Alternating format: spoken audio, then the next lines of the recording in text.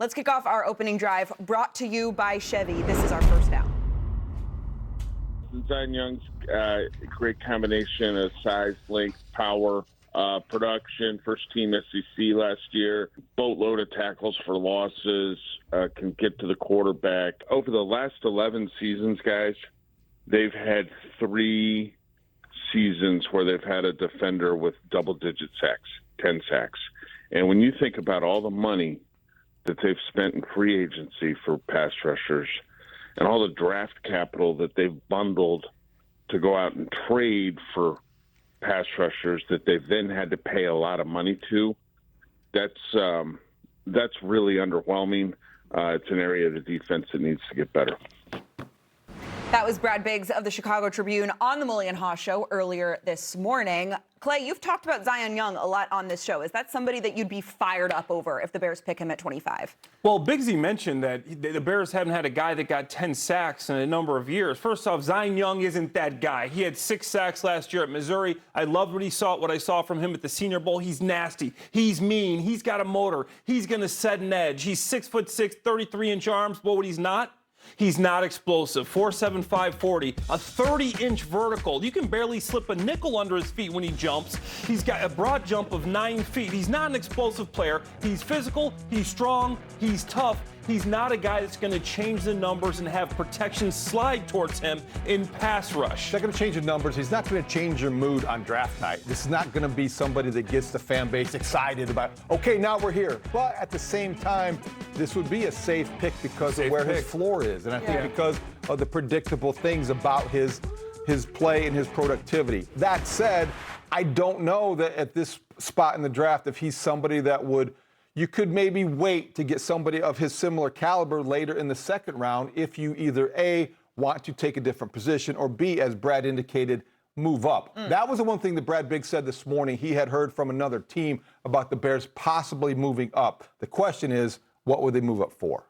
I would rather them move back. And when I look more at this draft board, I get more scared that if you pass an edge rusher, there's not going to be another one available at 57 or 60. There's going to be a run before 50 there. You got Gabe Akis, you got Denai Dennis Sutton, you got Derek Moore. There are a number of players, but they're going to fit into a pocket between 30 and 50. So now you got to be confident that you could get someone at 57 and 60 that I just don't know will be there. So I think you got to take the best edge available. If you can trade back a few spots, I think that's the best case scenario. Well, you do have those 2 picks in the second round that are so close to each other. It feels like one of those is something that you could utilize to help you move either up or down. I do think that would be the option. I'd rather to see them move up than down. I think if you're going to move down... Who they taking? Who they take if they move up? Yeah. Somebody like a Monroe Freeling, if he drops a left tackle, premium position, you get as a rookie. It's like a rookie contract. You get that time to let him develop. Maybe a safety, maybe Dylan Thieneman, if you fear that the Vikings may take him and have him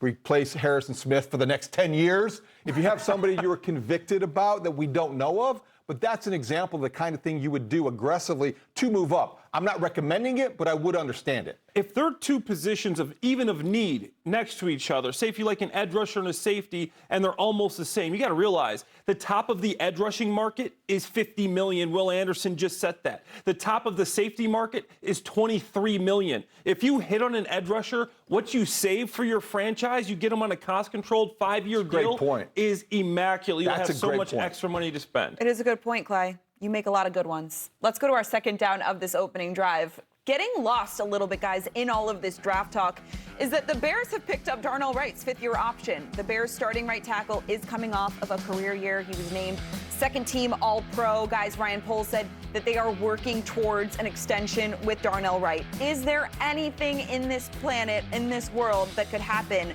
in order for Darnell Wright to not be a Bear after, for the foreseeable future? There are probably things that could happen, but not anything that's probable. This is something that in due time, they will do their due diligence and get this done. What's preventing it from happening now? You look at the league, and depending on where you go, the Bears don't have any cap space. They're, I think, 32nd in the NFL in cap space. They're going to wait to see. Clay, you made a great point about what they may draft. If they're looking at an edge rusher and you look about how you're going to compartmentalize and how you're going to structure your payroll moving forward the next 5 years, you've got 2 things to worry about. Number one, how does Darnell Wright fit into this? But in a bigger, broader scheme and picture, Caleb Williams. So you're going to wait to see and plan according to who you are drafting, what those positions represent, and how much to budget for them. I think regardless, you want Darnell Wright there. You've seen he's a perfect fit in the Ben Johnson system. He's athletic enough to run the wide zone. You can pull him at tackle. He's a solid pass protector. He's tough. He's physical. He's everything you want. He works so well in the system with Dan Rochar, with Ben. You want to keep him here, right? He's proved enough. So for me, get this thing done sooner than later. The cap's going up. Don't wait for the next round of right tackles to sign when he's going to want top right tackle money. Get it done now, and long term, you will save money and have the right tackle, no pun intended, locked up. You would hope that after this season, he's even more expensive, right? Because he plays well. So in order to do it now, you're getting him at a discount, per se. You want this done before training camp. Yeah. Ideally, this is why you're checking the box and you're picking up the option. It buys you time. It doesn't mean that you're not going to work out an extension before the end of that year, because you want him to be here for a very long time, and he is playing at a high level. Can I present you with a conspiracy theory real quick? Is there a chance you want to lock him up now and then potentially move him to left tackle, which is even more expensive, but you're still paying him right tackle? I think it's a fair question. I think one that has been answered. They like him on the right side, and when you have somebody doing a job at an elite level, you keep him there. That would take in... it would take a very good right tackle falling in the draft into the Bears' lap for them to even consider that. I don't think where the roster stands now with Braxton Jones, Jedrick Wills, and the players they have there on the left side, Theo Benedict, that they would consider that. All right, let's go to our third down of this opening drive. As I mentioned, it's been a little bit since we've all three been together on this show. Let's catch up, shall we? Outside of the Bears picking up Darnell Wright's fifth year, here's some of the most notable storylines from the last week around the NFL. Bengals traded their 10th overall pick to the Giants for Dexter Lawrence. The 49ers and Trent Williams finally reached an agreement. 2 years, $50 million. Cowboys make Brandon Aubrey the highest paid kicker in NFL history, a 4-year deal at about $7 million a year. And Mike Tomlin joined the NBC family as an NFL studio analyst to be a part of Football Night in America. Let's start with one of the topics that we had talked about on this show before it happened. Clay, were you surprised to see that the Giants get Dexter Lawrence for that high of a pick? Yeah, and I texted David Haugh, and me and him disagreed on this one. I said, the Giants absolutely stole this 10th pick. I'm not saying stole. Dexter Lawrence is a player. He's a good pass rusher. He's one of those guys you got to have 4 hands on. I remember when we played J.J. Watt, the coaches always say there needs to be 4 hands on him at all times because he's going to wreck your game. But guess what? A pass rusher that has a half a sack last season, who is going into his 8th year, and he is not a good run defender, versus a 10th overall pick where you get 5 years of cost control. You just made him the highest paid defensive tackle in the National Football League. That's a lot of money. You don't trust your draft prospect, in my opinion, your draft process, if you make that trade. Well, you know what? The Bengals are willing to pay it because they lost Trey Hendrickson, and they have to devote those resources to your defensive line because you've got Joe Burrow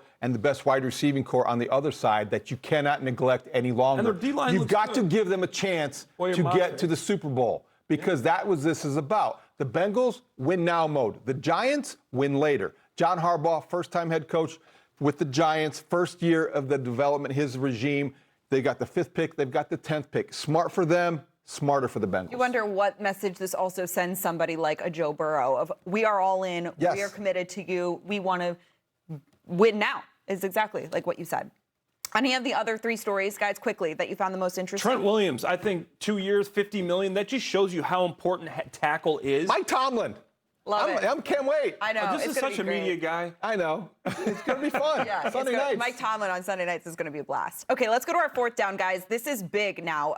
We are still under stadium watch. And the House Revenue Committee voted 15-5 today to advance that mega projects Bears bill that we hear incessantly about. It is expected to move forward to a House vote tonight. Passing this would go a long way towards helping the Bears build their new stadium in Arlington Heights. David, summarize this to us, and how likely is that to happen? Well, this has lived up to every Illinois stereotype about political drama, and there's a lot of things to go over very quickly. You look at the Illinois Federation of Teachers complicating this because now the property tax certainty that they're seeking in this, and that has gotten a little bit more complicated. So overnight, they added things to this bill that, frankly, the Bears have yet to see, according to reports. The governor has yet to see, according to reports. We don't know how both of those parties feel about the new bill, which could be voted on as early as tonight. So There's some complications along the way. This is not as smooth as some people may have hoped it to be. It's every bit as complicated as we expected it to be because there's some Chicago politics getting involved in this Arlington Heights project for the Bears. And if they don't get it settled by the time the Bears meet with the stadium committee from the NFL next Wednesday, I mean, they get one step closer to Indiana. And I think Chicago wants something for the stadium if the Bears leave Chicago. That's something I've heard.